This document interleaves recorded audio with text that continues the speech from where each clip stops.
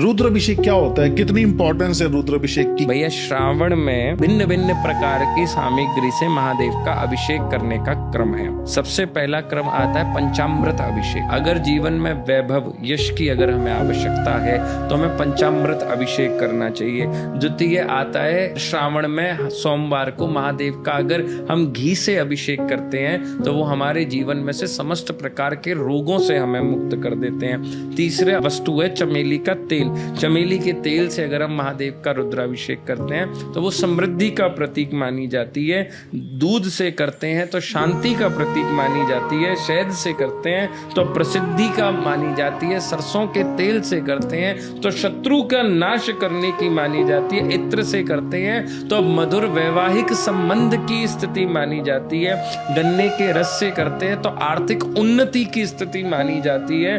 गंगा जल से करते हैं तो मनोकामना पूर्ण हो ये गति मानी जाती है।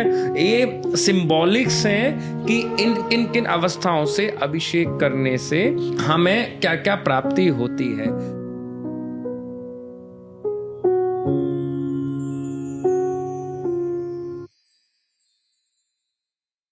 रुद्राभिषेक क्या होता है? कितनी इंपॉर्टेंस है रुद्राभिषेक की? भैया, श्रावण में भिन्न भिन्न प्रकार की सामग्री से महादेव का अभिषेक करने का क्रम है। सबसे पहला क्रम आता है पंचामृत अभिषेक। अगर जीवन में वैभव यश की अगर हमें आवश्यकता है तो हमें पंचामृत अभिषेक करना चाहिए। द्वितीय आता है श्रावण में सोमवार को महादेव का अगर हम घी से अभिषेक करते हैं तो वो हमारे जीवन में से समस्त प्रकार के रोगों से हमें मुक्त कर देते हैं। तीसरा वस्तु है चमेली का तेल।